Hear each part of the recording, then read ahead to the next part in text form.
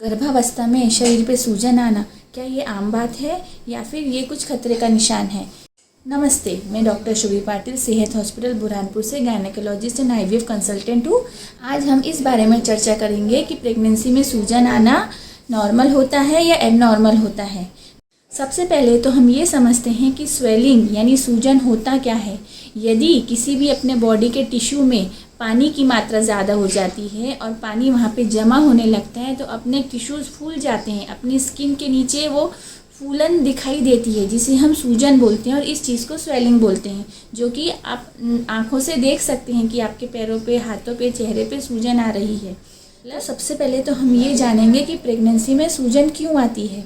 देखिए, प्रेगनेंसी में आपकी बॉडी को, शिशु को खून पहुंचाना पड़ता है, तो उसके लिए शरीर का सर्कुलेशन बढ़ जाता है, नई नई कैपिलरीज डेवलप होती हैं, तो ब्लड सर्कुलेशन बढ़ने के कारण वाटर रिटेंशन भी ज़्यादा होता है। इसलिए शरीर पर हल्की सूजन आना या पैरों पे सूजन आना ये एक आम बात है, और जो कि धीरे धीरे चल के जैसे जैसे आपकी गर्भावस्था की प्रक्रिया बढ़ती है, जैसे कि 6वां, 7वां, 8वां, 9वां महीना लगने लगता है तो पैरों पे सूजन ज़्यादा दिखाई देती है।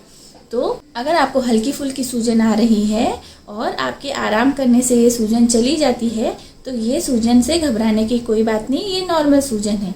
बट अगर आपकी सूजन आराम करने के बाद भी बनी हुई है और वो धीरे धीरे बढ़ रही है और आपके चेहरे पे, आपकी आंखों के चारों तरफ, आपकी फुल बॉडी पे स्वेलिंग आ रही है तो ज़रूर ये कुछ खतरे का निशान है और आपको तुरंत डॉक्टर से कंसल्ट करना चाहिए और अपना चेकअप करवाना चाहिए।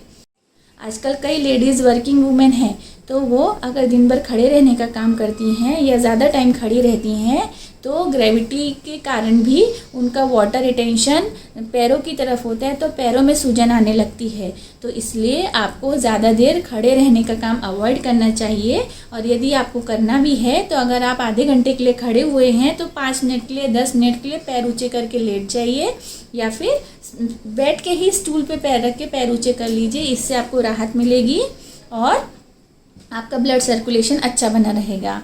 और यदि आपके शरीर पे स्वेलिंग है तो आप ये मत सोचिए कि वाटर ज़्यादा है तो हमें वाटर कम पीना है, ऐसा नहीं होता है। आप पानी ज़्यादा पीते रहिए तो आपके शरीर के जितने भी टॉक्सिन्स है आपकी यूरिन के थ्रू निकल जाएंगे, तो आपको इस चीज़ के साइड इफ़ेक्ट्स कम होंगे।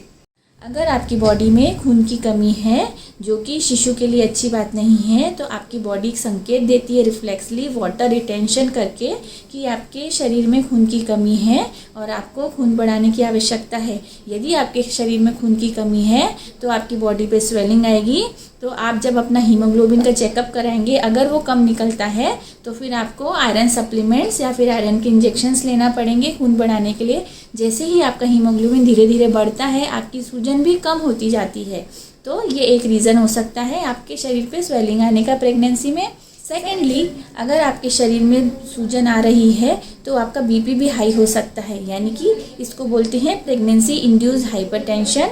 प्रेगनेंसी के कारण आपका बीपी बढ़ सकता है।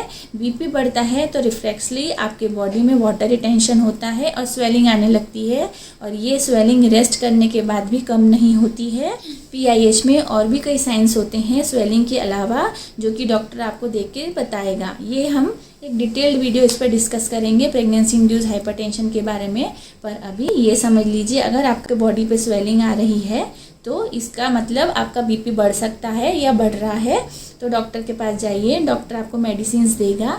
जैसे जैसे आपका बीपी कंट्रोल होगा वैसे वैसे आपका स्वेलिंग भी कंट्रोल में आएगी। बट प्रेगनेंसी इंड्यूस्ड हाइपरटेंशन की स्वेलिंग बीपी से रिलेटेड रहती है, और बीपी कंट्रोल में रखिए तो स्वेलिंग से डरने की ज़रूरत नहीं है, बीपी से डरने की ज़रूरत है। इसलिए बीपी कंट्रोल करिए तो आपकी स्वेलिंग अपने आप कंट्रोल में आ जाएगी।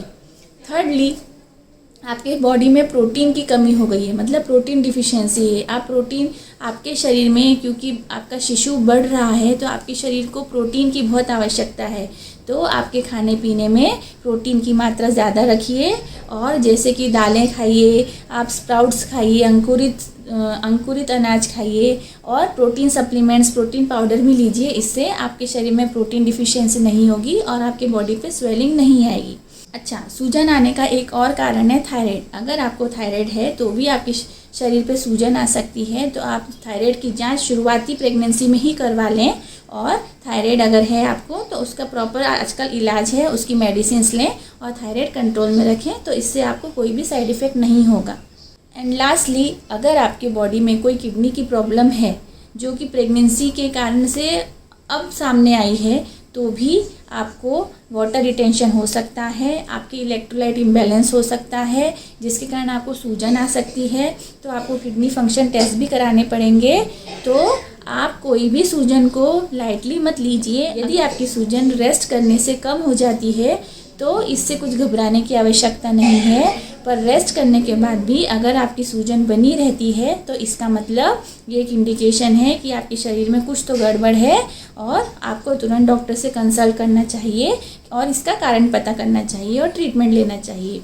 तो आज हम लोगों ने इस वीडियो में जाना कि प्रेगनेंसी में सूजन आना आम बात है, पर कई सूजन खतरे का भी निशान हो सकती हैं। इसलिए अगर आपके शरीर पे सूजन आती है, पूरे शरीर पे, फेस पे, आँखों की तरफ अगर सूजन आ रही है तो आप तुरंत डॉक्टर से कंसल्ट कीजिए और इसका कारण जानिए और ट्रीटमेंट लीजिए। नमस्ते।